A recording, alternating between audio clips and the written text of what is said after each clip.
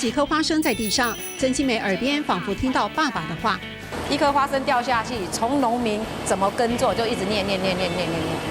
父亲力行客家人传统的节俭，5个兄弟姐妹从小跟在花生盘商父亲身边学，家训是诚信，不要掺有的没有的。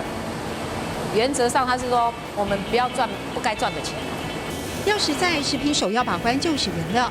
虽然最终打成花生酱，消费者也看不出来，曾庆美还是选用颗粒大、形圆饱满的台湾花生，而且要控制采买量，不囤货，因为花生放1个月就有油耗味。产品有品质来保证有客国啊，有摆在 N 做唔能卖哦产品要有品质把关，有瑕疵就不卖。产品有品保证，有客国手做唔得卖。曾有报道花生芯有黄曲毒素疑虑，曾庆美索性都拿掉。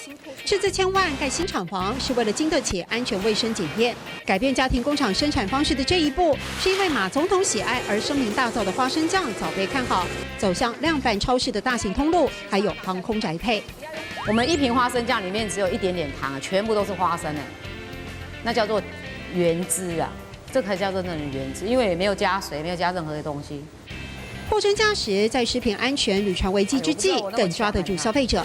曾庆美2013年6月到大陆参展，定出小瓶装60元人民币的售价，已经有商场洽询。没有，我想要把我们好吃的花生酱发扬到国外，让他们知道我们台湾花生农产品有多棒。也铺路让儿女学习，传承自父亲的花生事业，要世代接棒，留住诚恳实在的味道。上课喽！今天要学什么呢？产品有品质保证，有客国手做唔得卖。产品有品质保证，有客国手做唔得卖。谢谢宗仪老师。